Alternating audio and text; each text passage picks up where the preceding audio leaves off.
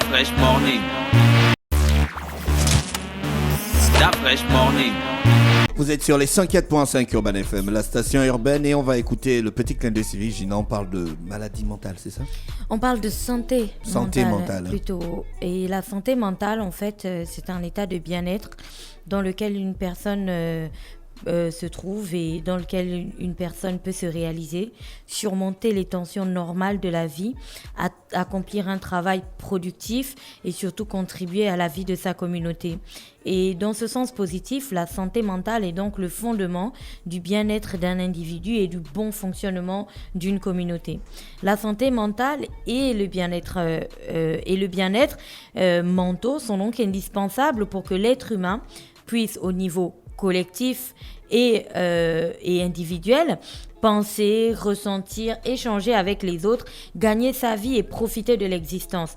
C'est pourquoi il faut, ces derniers temps, on fait vraiment beaucoup la promotion de la protection et du rétablissement de la santé mentale. C'est pour ça que c'est au cœur des préoccupations pour certaines personnes, pour certaines collectivités et pour certaines sociétés partout dans le monde, et encore pire en ce moment où on a traversé toute une année de Covid-19 et qu'on continue en fait à traverser les difficultés liées au Covid-19. Pourquoi je parle de santé mentale aujourd'hui? Parce que si vous avez écouté, si vous avez suivi attentivement les différents textes, ça m'a été inspiré par les playoffs du slam. Si vous avez regardé, suivi attentivement les différents textes déclamés par les slammeurs qui étaient présents au playoff du slam, vous avez dû certainement observer, noter que plusieurs d'entre eux parlaient de thématiques qui revenaient beaucoup. Premièrement, la précarité dans les quartiers, la précarité des familles, les problèmes d'éducation, donc notamment les problèmes d'éducation, d'enseignement et tout, donc notamment à l'UOB, l'absence de débouchés pour des jeunes qui auraient déjà eu des diplômes et tout et qui sont du coup jetés au chômage et ne savent plus à quel sens se vouer. Et il y a une phrase qui m'a un petit peu touchée, c'est quand un des slammeurs disait qu'aujourd'hui le marché de Montbois ou la gare routière est rempli de beaucoup plus de diplômés et de bacheliers qu'avant, en fait, où c'était rempli d'illettrés et de personnes qui étaient sorties du système scolaire.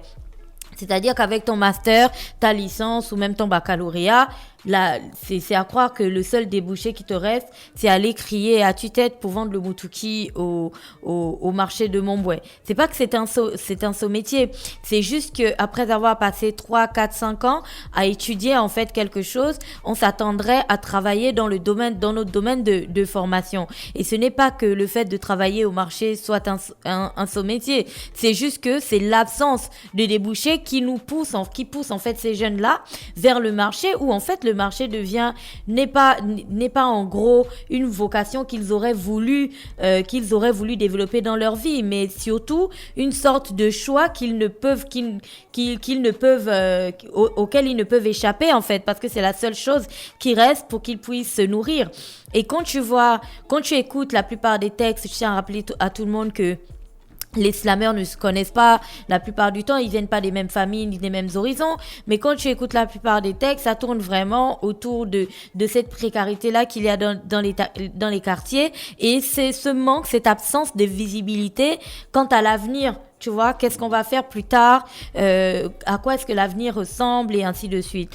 Et tout ça m'a fait penser à la question de la santé mentale, parce que chez nous, lorsqu'on parle de santé mentale, on voit essentiellement des personnes qui sont, comme on dit, qui sont folles, qui décident du jour au lendemain et tout de marcher toutes nues. Je dis qui décident, mais qui du jour au lendemain marchent toutes nues dans la ville. Donc ces personnes-là, et on se dit qu'en fait c'est à ce moment-là qu'on parle de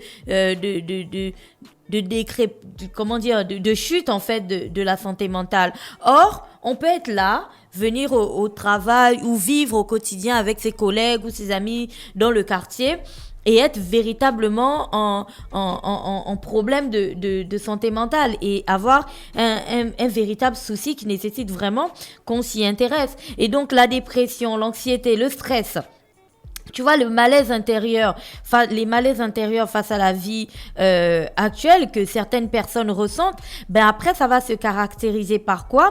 Ça va se caractériser par une consommation permanente et excessive d'alcool ou par exemple de produits de drogue comme le chanvre et ce genre de choses. Et vous le voyez déjà dans les quartiers où tu as des jeunes et puis tu comprends pas et cette expression-là déjà au moins entendu une fois dans notre vie. À l'époque, nous, on ne buvait pas comme ça. Comment les jeunes de cette génération-là peuvent autant boire? C'est peut-être parce que ils recherchent en fait une sorte d'exutoire dans l'alcool et ça, c'est des signes qui doivent nous faire penser qu'il y a un véritable problème en fait en ce qui concerne la santé mentale chez nous. Deuxièmement, tu vas avoir un mode de vie qui parfois est malsain et surtout dans les quartiers tu vas le voir que ce soit si c'est pas la consommation d'alcool ou la consommation de drogue, tu as l'impression qu'en fait les gens alignent en fait les gaffes. Tu vois, des personnes alignent des erreurs, des gaffes, des choses et tu te demandes mais comment des personnes ne comprennent pas que ce qu'ils sont en train de faire n'est pas normal. C'est parce qu'ils sont totalement perdus. Et après, tu as la violence.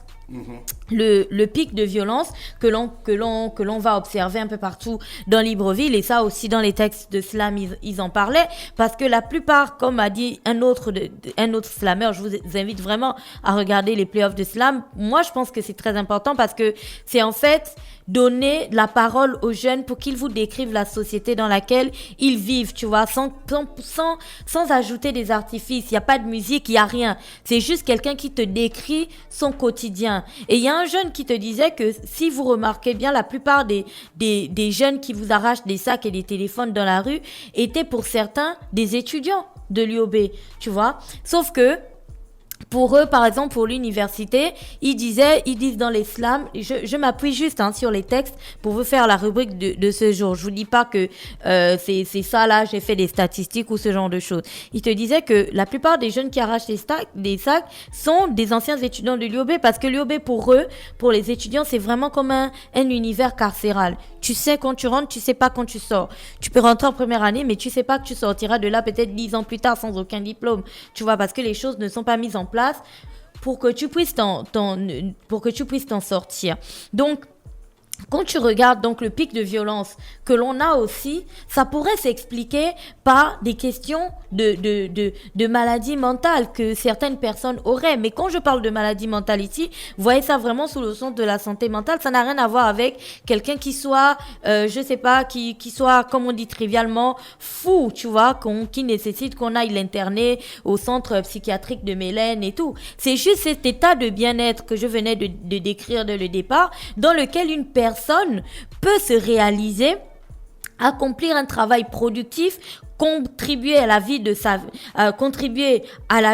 sa communauté et puis surtout surmonter les tensions normales de la vie. C'est ce point-là qui est important, surmonter les tensions normales de la vie. Aujourd'hui, il y a énormément de tensions que les personnes subissent, mais on les ressent même très tôt, ces tensions-là. La preuve, depuis des années, on avait le phénomène des sachets noirs, tu vois, avant qu'on ait le phénomène des placements et tout. C'est que les jeunes filles ressentaient déjà les tensions de la vie, selon que chez toi, tu n'as pas à manger et que cette responsabilité de nourrir la famille te soit mise sur les épaules alors que tu n'es qu'une adolescente. Donc, imagine aujourd'hui ce que les jeunes ressentent dans une société où il n'y a pas de travail ni pour tes parents, ni pour toi. Il n'y a pas de débouché, je veux dire, en termes d'études ou même si tu as fini tes études en termes d'emploi. Et pire, dans cette période de Covid-19 où tu as l'impression que les jours s'enchaînent et se développent sans pour autant t'apporter une quelconque lueur d'espoir.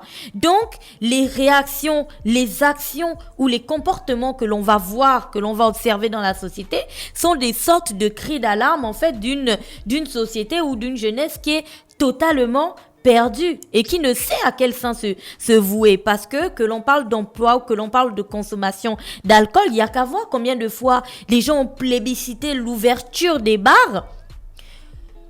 Moins que lorsqu'on avait dit, par exemple, que c'est bon, vous pouvez circuler si vous avez, je ne sais pas, vos carnets de vaccination ou je ne sais pas. Les autres mesures n'ont pas eu autant de succès que l'ouverture des bars. C'est-à-dire que le fait de boire et de se réfugier dans l'alcool est véritablement un exutoire pour une bonne partie de notre société. Et c'est grave de ne pas voir ça. C'est grave de ne pas observer que notre consommation d'alcool n'a rien à voir avec le fait que nous soyons des bons vivants, des bons grooveurs ou ce genre de choses.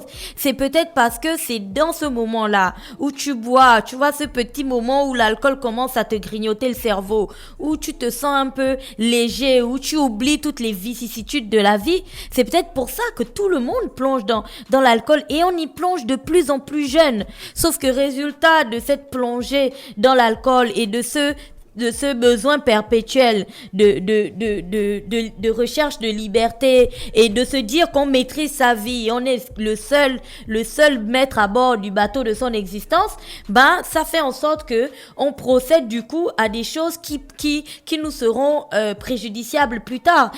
Tu vas voir une jeune fille qui va te dire moi c'est mon corps, j'en use comme je veux et ainsi de suite, et puis ça aligne, résultat grossesse précoce, maladie sexuellement transmissible et ainsi de suite. Et puis tu as des jeunes qui se disent bon, on va aller affronter l'autorité, on ne peut pas se laisser faire, on va pas continuer comme ça. Résultat, ça braque, ça poignarde, tu vois, ça arrache des choses dans la rue et ça bafoue l'autorité à la fois de la police, de l'État, de tout le monde, parce que ça cherche en fait à s'affirmer dans la société. Des personnes cherchent à affirmer leur existence, ils cherchent tout simplement leur voix. En fait, dans une société où, en vérité, quand tu as trouvé ta voix ou quand tu t'es trouvé une petite ligne, ça relève beaucoup plus de l'exception que de la chose normale. Tu vois, par contre, la chose normale, c'est beaucoup plus des personnes qui se cherchent et tout. Il y a qu'à voir le nombre de personnes qui glandent devant le boutiquier dans les quartiers ou qui glandent